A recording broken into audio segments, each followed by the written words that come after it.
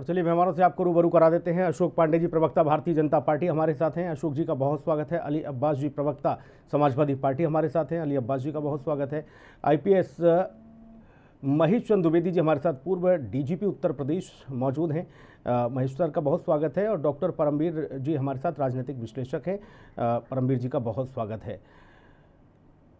Doctor Paramvir जी, अखिलेश यादव की report आई है Samajwadi party की। उन्होंने बाकी सारी रिपोर्ट जो अभी तक चल रही हैं उन सबको खारिज कर दिया और बता दिया कि ये पुलिस की गोली से मरे थे ये लोग, और भाजपा ने, सरकार ने जानबूझकर अधिकारियों को आगे करा के मारा। ये कहां टिकेगी रिपोर्ट?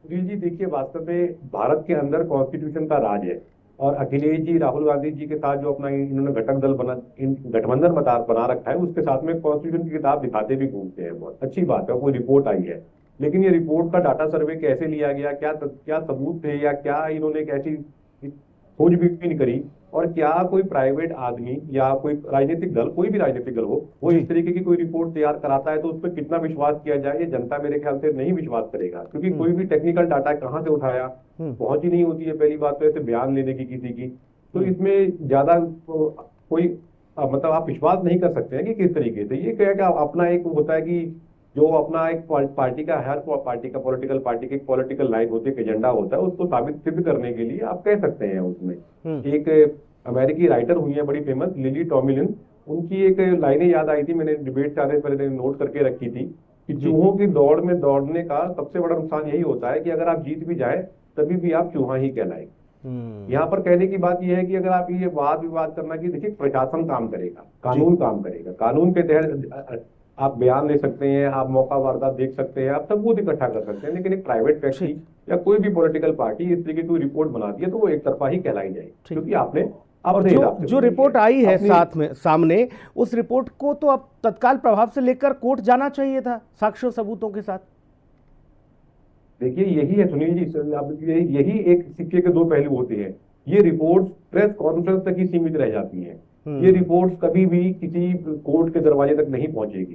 पहुंचेगी कैसे? क्योंकि कोर्ट में फजीहत हो जाएगी। ठीक है, फजीहत हो जाएगी कोर्ट में, बिल्कुल उल्टा दाव पड़ जाएगा, तो कभी नहीं पहुंचेगी। महेश चंद्र सर के पास जाऊंगा, महकमे में रहे हैं और लंबा अनुभव है उनका। महेश सर, आवाज आ रही है आपको? महेश सर सुन पा रहे हैं जी? सर, मैं आपसे ये समझना चाह रहा हूँ, एक रिपोर्ट आई है पॉलिटिकल पार्टी समाजवादी पार्टी के द्वारा, संभल वाली। वो कह रहे हैं कि पुलिस ने सीधी गोली मारी है, कोई आंसू गैस का गोला नहीं छोड़ा, कुछ नहीं किया। इस सरकार ने इनको आगे करके अधिकारियों को, मासूमों को मरवा दिया। आप इस पूरे मामले को किस तरह से देख रहे हैं, और क्या वाकई में इस तरह की स्थिति बनती है? हालांकि ये भी नहीं पता चला कि रिवॉल्वर की गोली है, राइफल की गोली है, वहां पता चला कि ये तो कट्टे, देसी कट्टे से मरे हैं। उस पर भी रिपोर्ट आ गई, बोले देसी कट्टा तो पुलिस लेके घूमती है साथ में।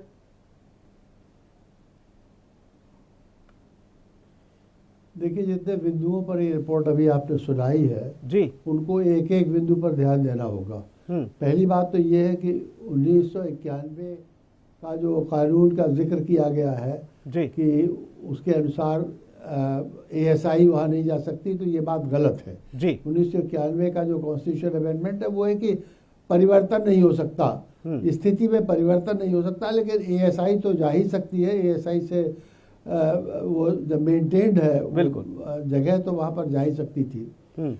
दूसरी बात आपने ये बताई कि वहाँ पर क्या आंसू गैस छोड़ी गई या सीधे फायरिंग की गई, तो ये तो बहुत स्पष्ट है। आजकल सारा कुछ वीडियो में आ जाता है।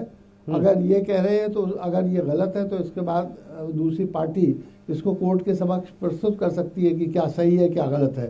तो सारा तो वीडियो हो जाता है, हर आदमी के पास मोबाइल है, मोबाइल से ही वीडियो ले लेता है और उससे पता चल जाएगा कि आंसू गैस पहले छोड़ी गई कि फायरिंग की गई। इस घटना के लिए सर न्यायिक आयोग का गठन किया गया, हथियार से की गई, वो भी जांच पड़ताल चल रही है, लेकिन वो सारी रिपोर्ट साइड में रख दी है विपक्षी दलों ने। उन्होंने कहा हमारी रिपोर्ट सत्य है, और जो पत्थर दिख रहे हैं ना सर, जो हाथों में पत्थर लेके जो महिलाएं छत से मार रही, जो आगे पुलिस वालों को मार रहे, उनका कोई जिक्र नहीं कहीं तक। वो कह रहे मासूम है, ये दंगाई नहीं है, मासूमों को मारा है।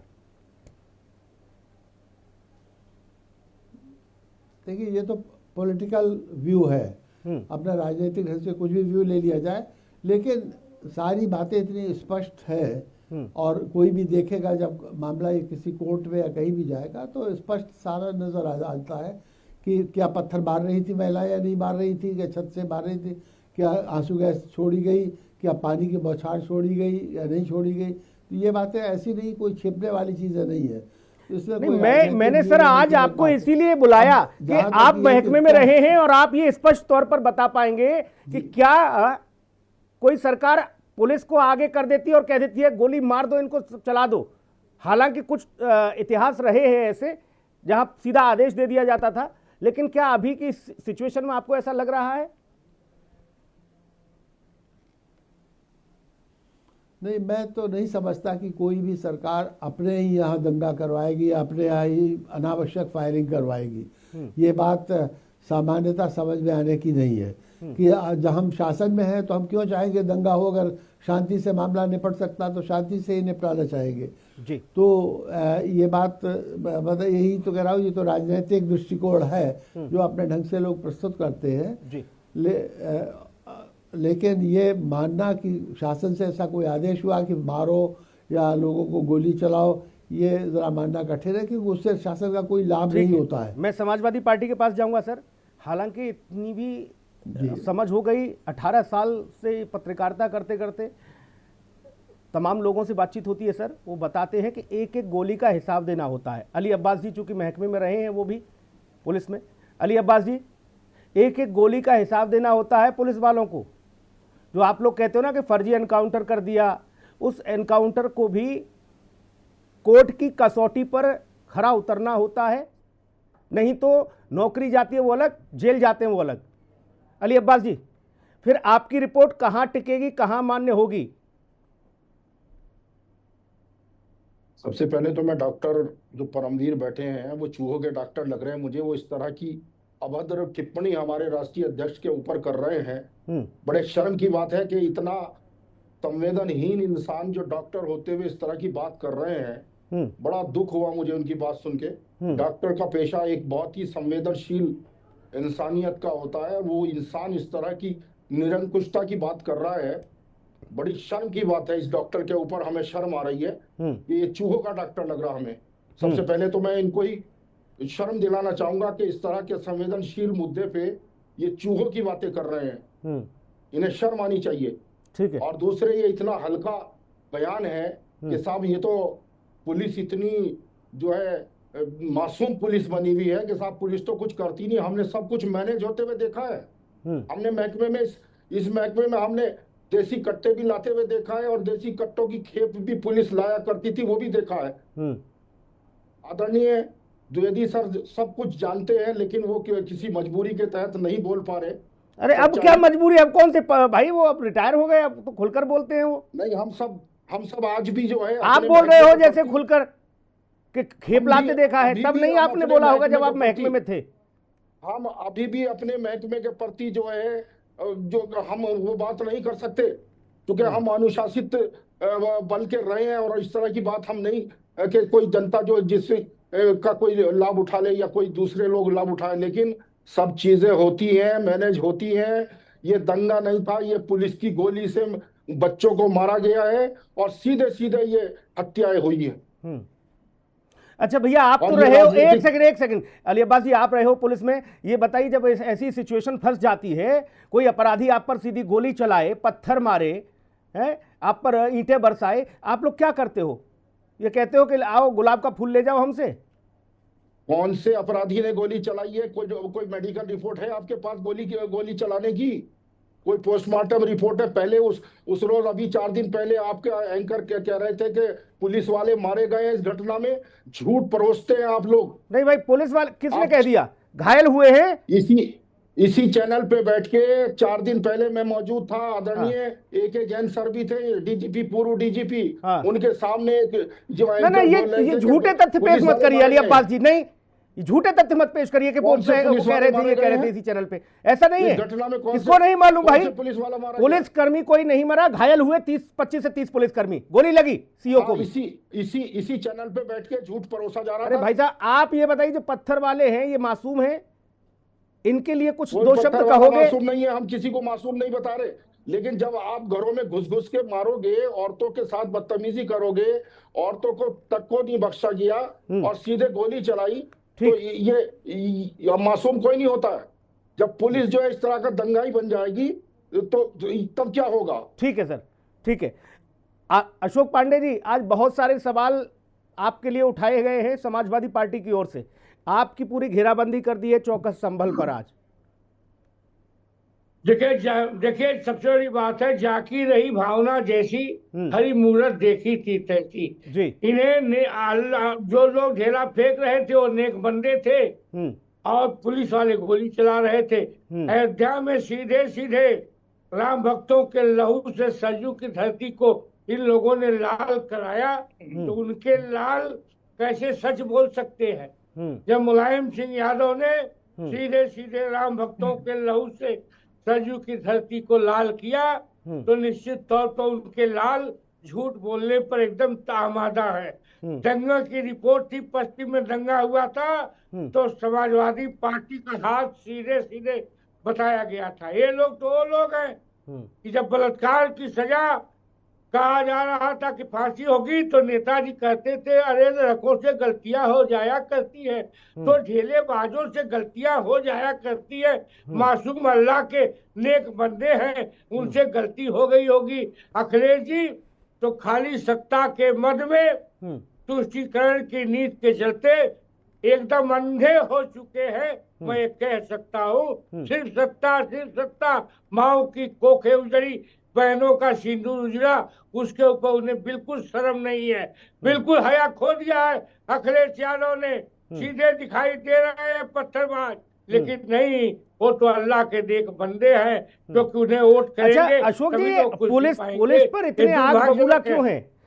अखिलेश जी, पुलिस पर इतने आग बबूला क्यों है? देखिए अखिलेश जी, पुलिस पर आग बबूला इसलिए है कि पुलिस का इस्तेमाल करके अयोध्या में वो देख चुके हैं, अनेक जगहों में उन्होंने सीधे गोली चलाने का काम किया। पुलिस के लोग, अरे लोगों ने यहाँ तक देखा है उत्तर प्रदेश में कि मुलायम सिंह जी मुख्यमंत्री थे, आतिक अहमद नामक एक व्यक्ति कुत्ता लेके चढ़ा और मुलायम सिंह उसके कुत्ते से हाथ मिला रहे थे। आज उत्तर प्रदेश में अपराधी कुत्तों की तरह भाग रहा है, तो अखिलेश यादव को बुरा लग रहा है। अखिलेश यादव राधा मोहन सिंह गाजीपुर के एमपी थे, उन्हीं की पार्टी के, उसके भाई के तेरही में नहीं गए, लेकिन अब मुख्तार अंसारी वाले पे जाके दो आंसू बहा रहे थे क्योंकि उन्हें वोट चाहिए, तुष्टीकरण की नीति चाहिए। ये दोहरी नीति वाले हैं। बड़ा फाटक भी गए, कसारी मसारी भी गए, सभी गए।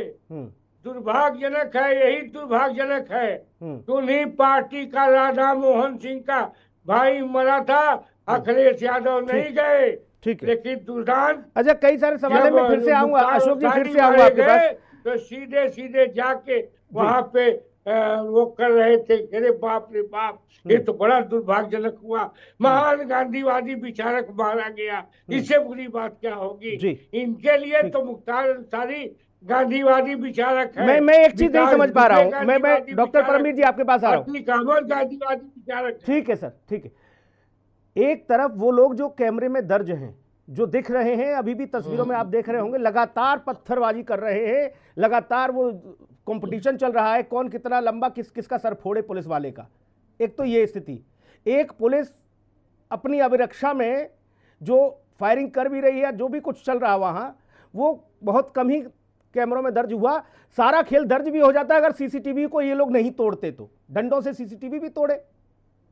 अब रिपोर्ट ये बता रही है समाजवादी पार्टी की कि पुलिस ने सीधा सीधा गोली मार दिए मासूम बच्चे, और ये जो दर्ज है कैमरों में, बोले ये तस्वीरें हैं ही नहीं भाई। जैसे ही इनका नंबर आता है इन तस्वीरों का, वो कहते हैं समाजवादी पार्टी वाला चश्मा पहनो, ये नहीं देखना।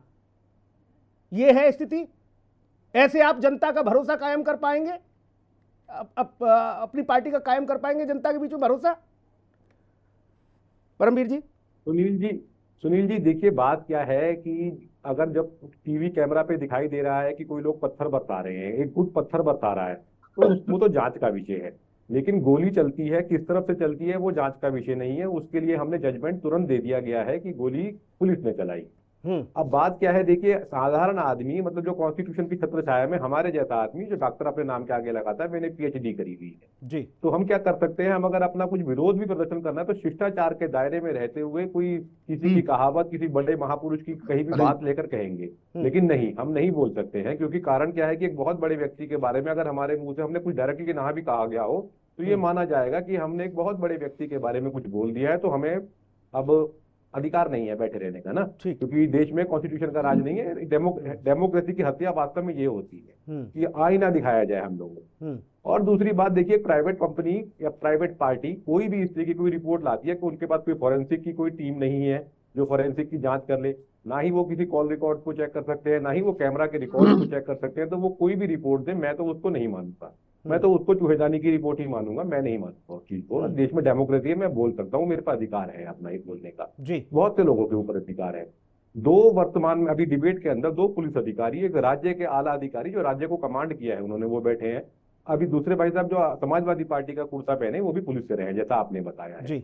एक ही डिपार्टमेंट में रहने के बाद उस डिपार्टमेंट में आपने पहले बड़ा अच्छा बोला था कि तब नहीं बोल सकते क्योंकि तब आप बंधे हुए होते हैं, लेकिन बाद में भी हम जिस डिपार्टमेंट से काम करते हैं, हम जिसका नमक खाते हैं, तो उसके लिए नमक अदा करना पड़ता है। अब एकदम से कह देना कि हमने देखा ये तो करप्ट है, ये गलत नहीं है। पुलिस वालों का काम तो बड़ा मुश्किल काम होता है साहब। मैंने बाहर से देखा है कि देखिए कोई भी दिवाली, होली, ईद कुछ भी हो, पुलिस वाला ड्यूटी पर होता है। कोई ट्रैफिक का जाम लग जाए, पुलिस दोषी है। कुछ हो जाए, कभी शाबाशी मिलनी नहीं है, बुराई वैसे मिलनी है। सामने से पत्थर चल रहा है या गोली भी चल रही है तो आप आत्मरक्षा नहीं कर सकते हैं, आपको डंडा खाना है। जैसे वो अधिकारी ने बोला भी था, तो मेरे को उसकी बात से मतलब थोड़ा सहानुभूति लगी थी कि भाई पुलिस में भर्ती कोई शहीद होने के लिए तो होता नहीं है कोई, तो अपनी आत्मरक्षा में करेगा तो गलत है। लेकिन ये रिपोर्ट की जहां तक बात है, टेक्निकली ये ग्राउंड नहीं था, कोई जांच करने के इनके पास साधन नहीं थे, किस तरीके से जांच की, ना ही इनके पास अधिकार थे। तो रिपोर्ट तो ये चूहेदानी की ही रिपोर्ट थी। मैं एक चीज समझ में नहीं पाया, बहुत संक्षिप्त में जवाब दीजिएगा डॉक्टर साहब। एक और समाजवादी पार्टी कह रही है कि हमारे डेलीगेशन को जाने तक नहीं दिया गया, दोबारा भी गए तो गेस्ट हाउस तक सीमित कर दिया, और रिपोर्ट पूरी आ गई गली गली मोहल्ले मोहल्ले की, और हवाला डेलीगेशन का ही दिया गया कि इन सब लोगों ने जाके पड़ताल की वहां मासूमों की। गजब बात है ये। कौन सा ऐसा वो था भाई इनके पास कि नाप ले आए सब कुछ सारी चीजें। सुनील जी देखिए, मैं पहले भी कह रहा हूँ कि अधिकार ही नहीं होता है किस तरीके की जांच करने का, कोई जांच का कोई कानूनी अधिकार ही नहीं है। मुझे 2013 का मुजफ्फरनगर दंगा बहुत अच्छे से ध्यान है। उस समय भी कुछ ऐसी स्थिति बन गई थी, तब उस समय समाजवादी सरकार यूपी में थी जी। उस समय किसी व्यक्ति को मुजफ्फरनगर के बॉर्डर के अंदर जाने भी नहीं दिया जा रहा था। जो लोग डेलीगेशन आ रहे थे, वो कैंप्स जब बने थे तो कांग्रेस के लोग रहे हो, समाजवादी पार्टी के लोग रहे हो, वो एक ही तरफ जाते थे। उसके अलावा घटना में परमवीर जी जो दंगाई बनाया गया ना आरोपी मौलाना, उसको सम्मानित किया गया लखनऊ बुलाकर, और उसके साथ कुछ सिक्योरिटी के तौर पर पुलिस वाले भी लगा दिए थे। बताइए, जिसको मुख्य आरोपी माना गया, यह स्थिति थी। सुनील जी एक मैं याद कराना चाहूंगा, 2013 का जब मुजफ्फरनगर दंगा हुआ था तो उस समय भी मुजफ्फरनगर के एक मौलाना थे ऐसे ही, वो भी उनके ऊपर भी आरोप लगे थे। उनको लखनऊ से बकायदा चार्टर्ड फ्लाइट में, स्टेट चार्टर्ड फ्लाइट में वापस भेजा गया था, पुलिस सुरक्षा दी गई थी। तो ये तो बहुत पुराना स्टंट रहा है, ये तो कोई सरकार में। महेश चंद सर आपके पास आ रहा हूं अभी भी जी। महेश चंद सर आपके पास आ रहा हूं, आपसे मैं ये समझना चाहता हूं, जो आपने बात कही, समाजवादी पार्टी कह रही कि आप दबाव में हैं, आप दबाव में हैं इसलिए आप खुलकर नहीं बोल रहे। वो बता रहे हैं कि हम किसी दबाव में नहीं, हमने देखा है गठरी बांध के लाते हैं अवैध तमंचा महकमे वाले और फिर उनका गलत इस्तेमाल करते हैं। ये बताइए। देखिए, मुझे दबाव में रहने की न तो जरूरत है न मैं हूँ। मैंने इसीलिए वो कहा भी, पहली बार एक बार पहले भी एक इंटरव्यू में कह चुका हूँ कि एक दूसरे इंटरव्यू में मैं कह चुका हूँ कि जहाँ तक हर मस्जिद में इस तरह की सर्वे करने की बात है, जगह जगह हो रही है, मैं इसके पक्ष में नहीं हूँ। मैं इस विषय में बिल्कुल मोहन भागवत जी के पक्ष में हूँ कि जगह जगह सर्वे नहीं होनी चाहिए, क्योंकि वो शांति को देश में खराब करेगी। परंतु जहाँ तक इस घटना का प्रश्न है, इस घटना में कोई चीज़ ऐसी छिपी हुई नहीं है। अपने भाजपा अपनी बात कहेगी और ये अखिलेश जी अपनी बात कहेंगे। प्रश्न यही है कि सारी बात तो कैमरा में है, कोई भी, चाहे वो जज हो चाहे कोई डिसाइड करने वाला हो, वो कैमरा में देख के ये समझ सकता है।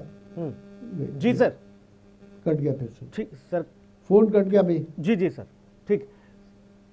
जो महेश चंद्र सर ने कही कि ये सारी चीज़ें दर्ज हैं और इन्हीं के आधार पर, इन्हीं साक्ष्यों सबूतों के आधार पर आगे ये चीज़ें चलेंगी। ठीक है, अशोक पांडे जी आपके पास आ रहा हूँ। अशोक जी को दिखाएं भाई।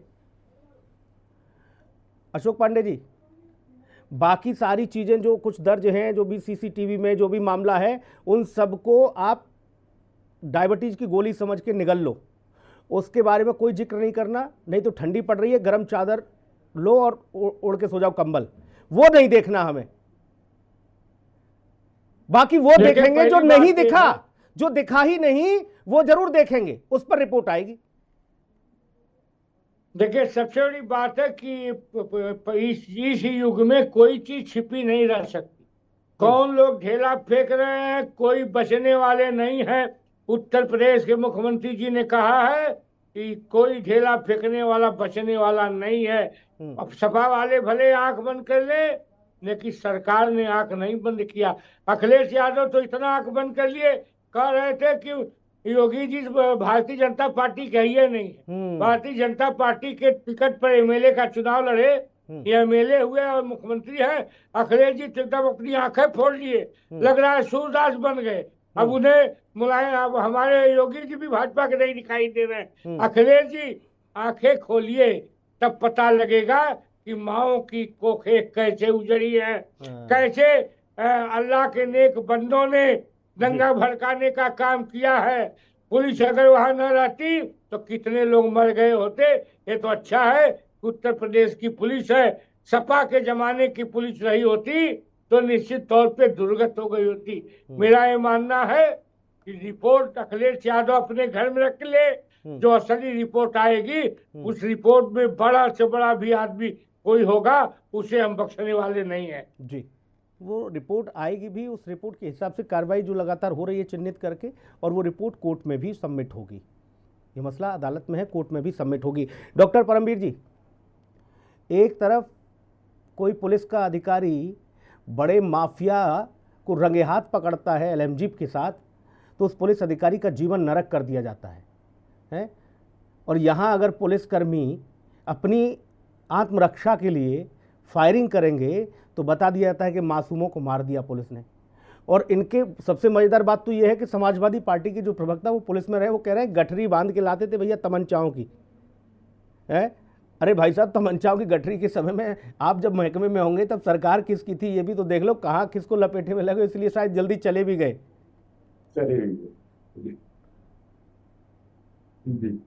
चले गए साहब, लेकिन नाराज हो जाती है बात। मैंने पहले भी एक बात कह रहा था बीच में कि मैंने किसी पर आरोप प्रत्यारोप की बात से लिए नहीं कहा था। चूहे वाली बात इससे कही गई थी कि चूहों की रेट रेस में नहीं घुसना चाहिए अपना।